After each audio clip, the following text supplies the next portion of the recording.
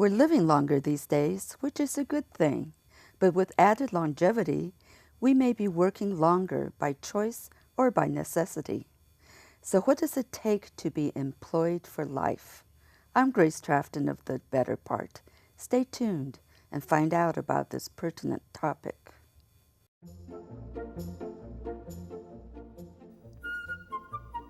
Welcome to The Better Part, a program that encompasses a diverse spectrum of topics important to our community, which we hope will both inform and entertain you.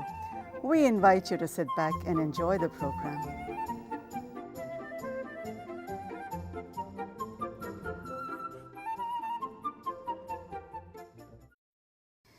Dr. Tracy Wilen is a thought leader, global speaker, media contributor, and the author of 11 books.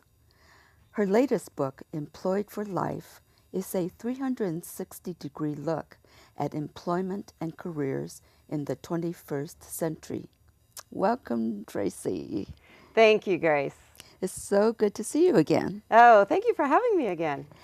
What do leading HR executives have to say on the subject of modern-day talent management? You know, Grace, talent management continues to evolve. For example, when I started work, the loyal employee was the way to go.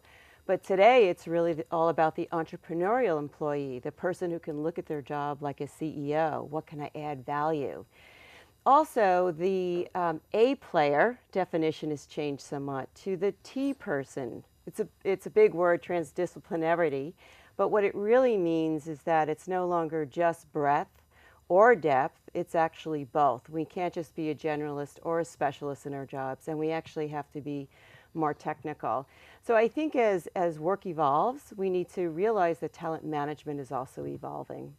And how does globalization impact work and employees? You know, globalization is very interesting. When I started work, globalization meant exporting from one country to another.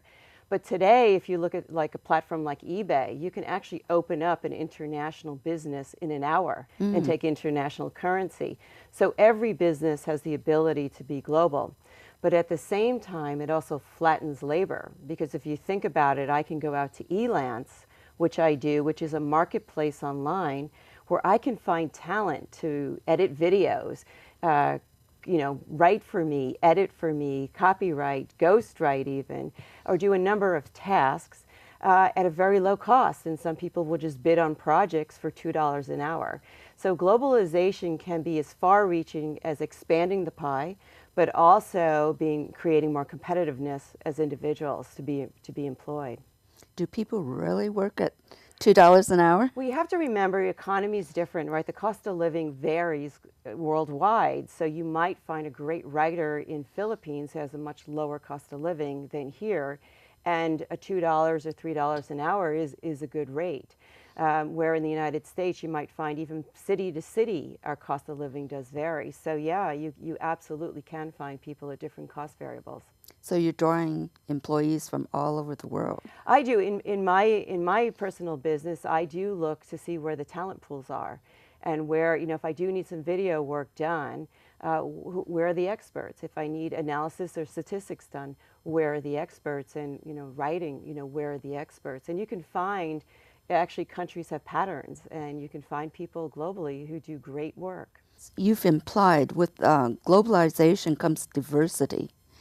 How has increased diversity added to the complexity of the workplace?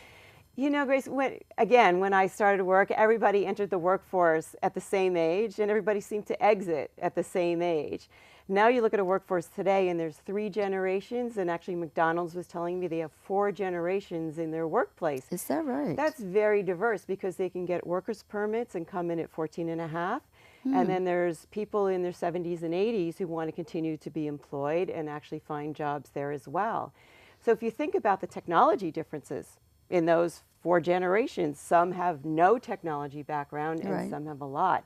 There's different levels of experience. There's different levels of education. So diversity is, on multiple levels. It's not just about male, female, or, ethnic background. It's actually age is entered into as a factor. So it's more challenging these days for employers and HR professionals. Well, absolutely. The big concern is how do we train? How do we normalize, right, all of these different levels?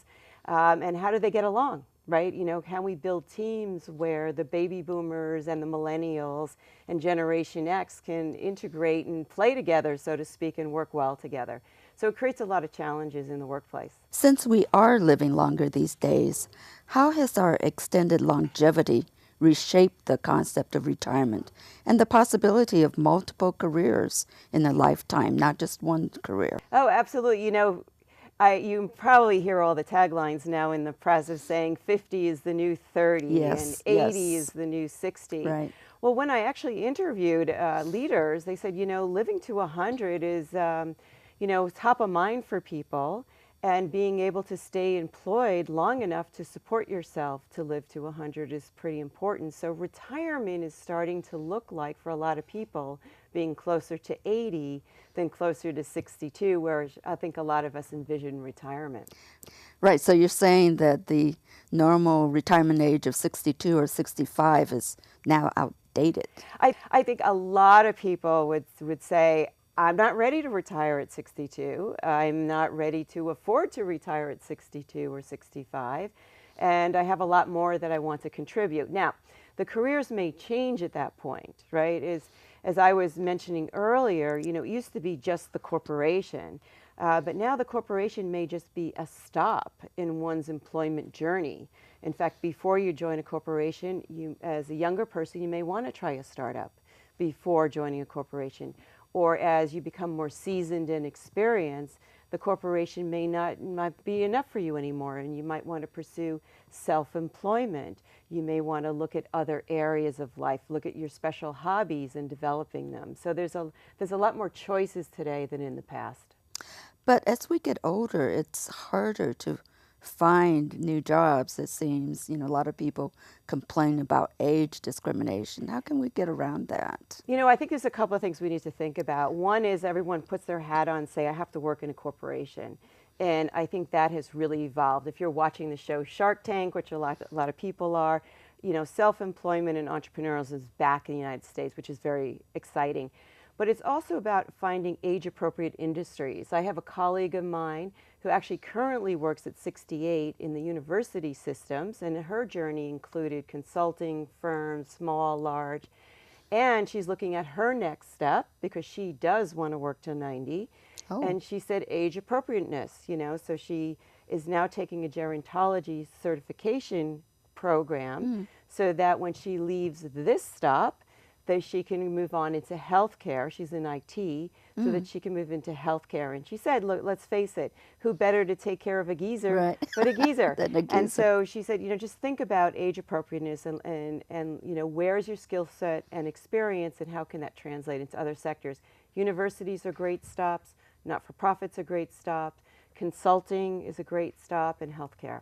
So do you think people are just living for the moment? Is that why they're not preparing for retirement? You know, I think some people live for the moment. I think humanly it's very difficult to envision us getting older. Right. You know, I know that actually at Stanford they even had a course where they were trying to physically age people so they could adjust to seeing themselves as an older person.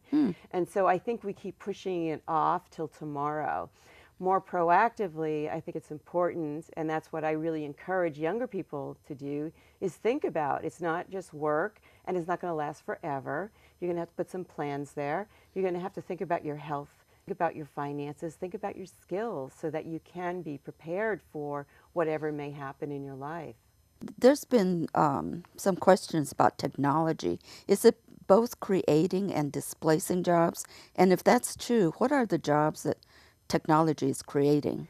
You know, I get excited about technology because I see it as really an opportunity, particularly here in Silicon Valley. You know, there were some statistics that were bantered about that for every job a Silicon Valley firm creates, there's 7 additional jobs created just by that.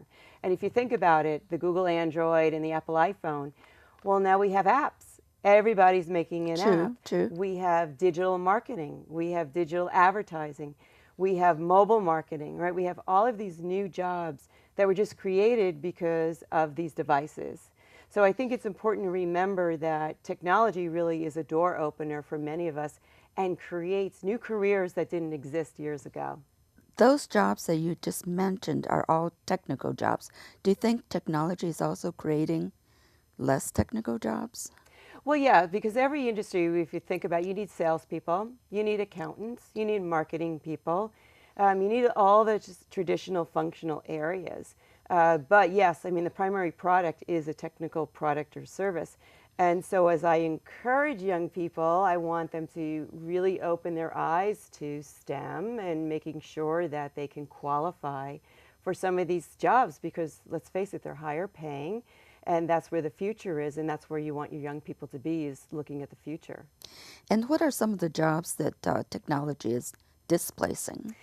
So I tell people if parts of your job can be replaced by hardware or software, then you need to start to think about how you can increase your skills. So for example, the bank teller and the ATM, the ticket agent and online reservations. These are jobs that, the driver and the robotic car, right? So pieces of jobs are being replaced by technology, which doesn't mean the whole job goes away. It just means it evolves. And so now in your job as a bank teller, you might need to expand your skills to do other types of services. And I think it's important for us to keep our eye on that so that no matter what industry we're in, we're prepared and can continue to adapt. How has the rapid acceleration of technology changed the way we go about looking for work? Well, looking for work has also changed. It used to be the person that you knew down the street or a family member who got you a job. But today you actually have more channels. So you can go to job boards, you can go to corporate websites to look for jobs. There's a lot of electronics, obviously. You can go to LinkedIn. You can go to specialized job boards like Dice for technology. You can go to specialized firms like Robert Half for accounting. So there's a lot more ways that we can find a job. And I think that people need to explore that it's not just family members anymore. There's much more opportunities. What advice do recruiters have for employers seeking top talent? Yeah, so employers are always looking for top talent. And I think that not only is it finding them, but retaining them. That's a big concern. So in your work environment, top talent or A players today really want to have the opportunity to grow, right? So if I come to this company, how am I going to grow and feel valued, have interesting work, and to continue to see progression in addition to compensation? I think there's more than just compensation. And so talent managers today in firms are looking at that saying, what kind of environment, corporate culture, giving back, all of these things are very important to A players. And I think that's important to remember that it isn't just about salary and stock options anymore. What insights can recruiters provide to employees? So, I did a survey with a recruiting firm this past spring. And we looked at people who were finding jobs. And we said, if you could list the 4 things that were important to find a job in a tough market quickly, what would it be? And they said, look for jobs in the similar industry that you're in. So if you're in technology, it's probably not the time to jump out of technology because technology companies want to hire you for your background in technology. Also, think about staying in the same or similar functional area.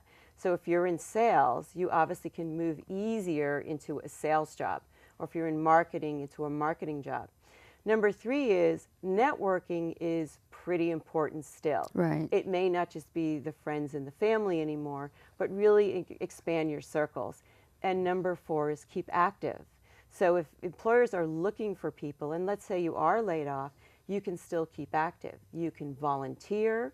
Maybe you're working at the PTA and doing accounting there. It means you're still active and doing the work. Because employers want to see not that you're looking for a job if you're laid off, they want to see that you're actually actively doing things and improving your skills and using your skills. It's important to network still.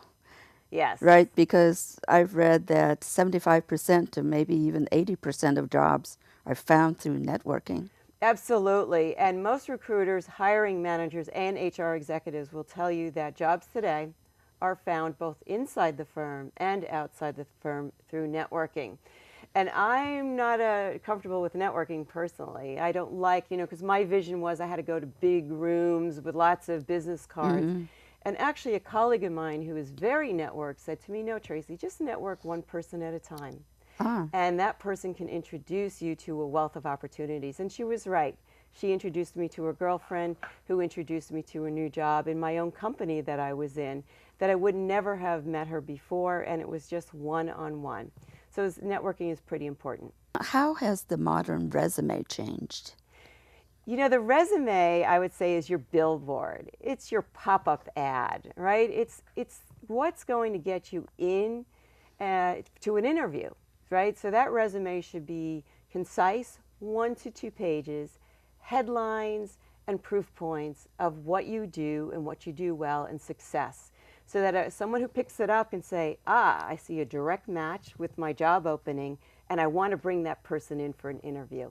Recruiters often get hundreds of resumes for each opening, and they may only spend 10 seconds, 15 seconds on each resume. Is that right? That's right. It's the 10-minute scan, and I'll tell you that a lot of firms today are using applicant tracking systems as well. So the resume may actually have its first stop at a machine or a scanner before it gets to a human person.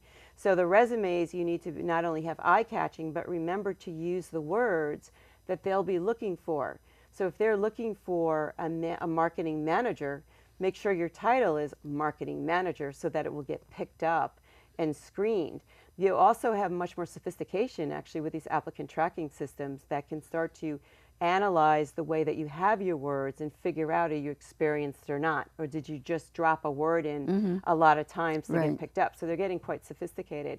But at the end of the day, employers are looking for results. So it's important to not just say a laundry list of what I accomplished, but rather I was a salesperson and I increased sales by 40% this quarter, 30% the next quarter, so that we can see that you actually are actively having results in your job. In your research, what have you found to be the most and least effective job hunting practices?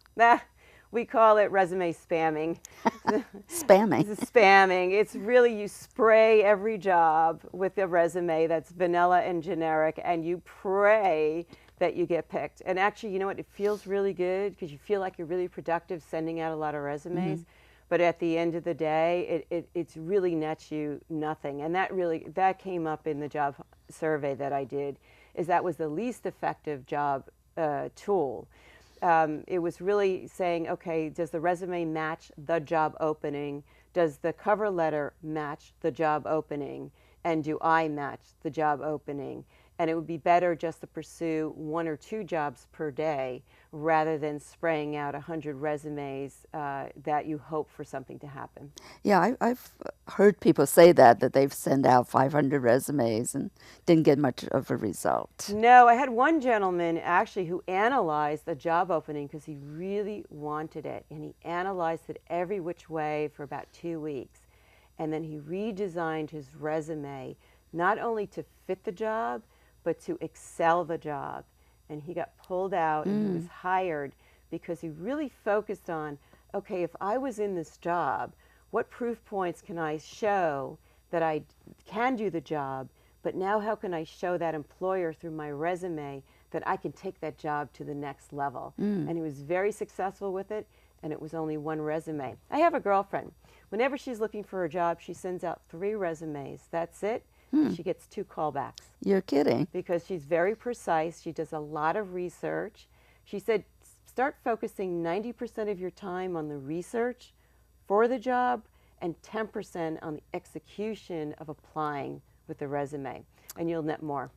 What you're saying is one size does not fit all as far as the resume is concerned. Absolutely, and not every job is the same. So you have to realize that a marketing job in this company is not like a marketing job in that company. So you really have to read, and I'll tell you how to read a job opening.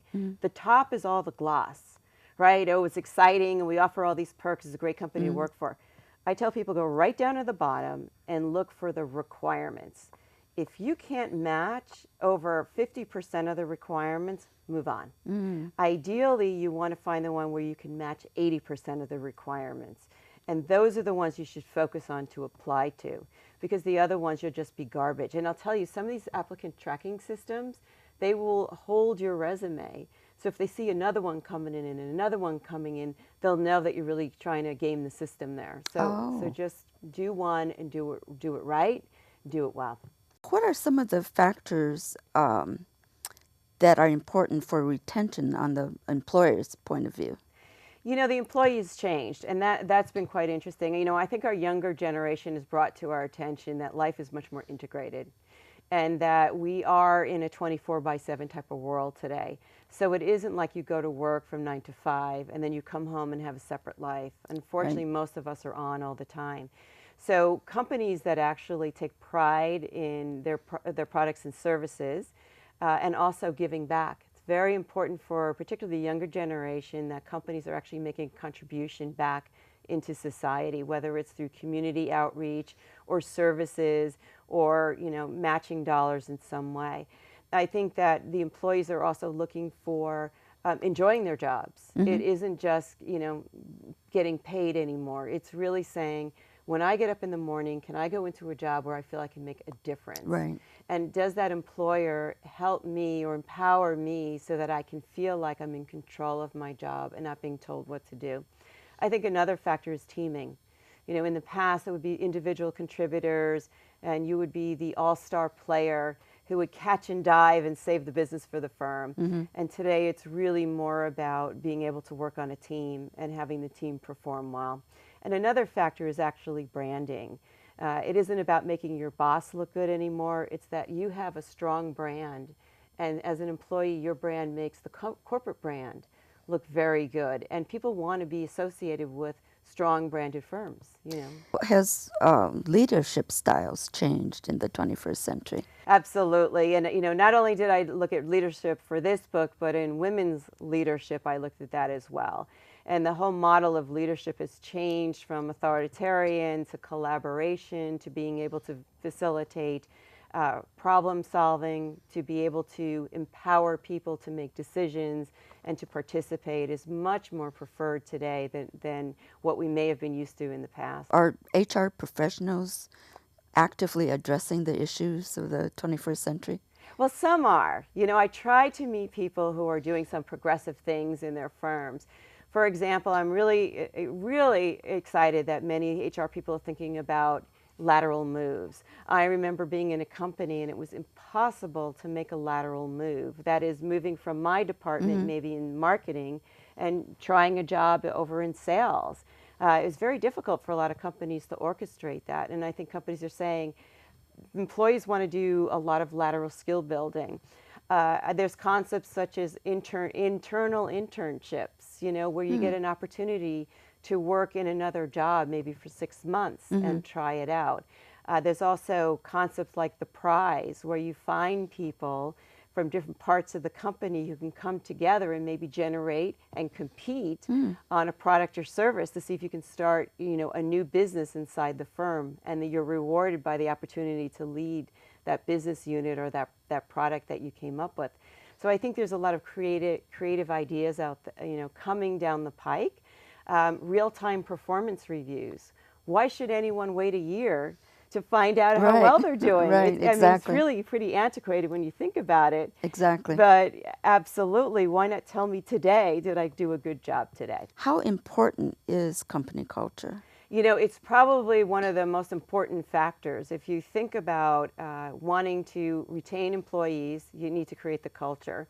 But I tell employees, when you're looking for jobs, you should be analyzing and interviewing firms just as aggressively as they're interviewing you.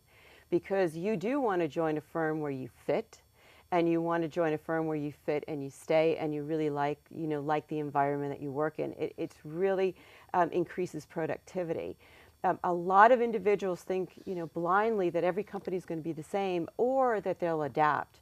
And then they find later in their 30s or in their 40s, this is like not the good fit for me. I wish I had, you know, maybe spent more time thinking through the company I'd like to work for. What do 21st century employees want from work? They want to feel valued. They want to be paid well for doing something important. They want to feel like they have the flexibility to create, to give back, to contribute. They want to have an environment where they can get along with their coworkers, and they want to feel that they work for a firm that is respected and valued in the workforce. And I think that reputation and brand is pretty important. And nowadays, it seems that there's more project-based work. Is that right? Absolutely. In fact, 1 to 3 people today are actually freelancing. And so that whole new concept of portfolio careers, where as a stop in life, or maybe it's a later stop in life, I'm maybe very seasoned and have a skill set. Maybe it's web design or marketing or something. And I create a portfolio career for myself where actually people freelance me and hire me for project-based work. And I can create a whole career out of that, and people do. And I think the way to think about it is, do I have a skill or am I experienced in something? If I have experience, then maybe I can create a career around consulting projects. If I'm skilled, then maybe I can create a career around projects that require the skill. How can we plan for a career that might last over 50 years? Do you have some practical advice you can give to us? Absolutely. I have a framework. I tell people, one sheet of paper from decades, 10, 20, 30s, 40, 50, 60, 70, 80s, 90s to 100. Look at it, right? Start to wrap your head around that you're living to 100 or plus. Number 2 is, what you do in your 20s will impact what happens in your 30s, your 40s, your 50s. So start to do some cross-grid, education, health, skills, work, and start to fill in the grid with ideas, concepts, hobbies that you can see in your path, and then make sub-goals to get there. It can change.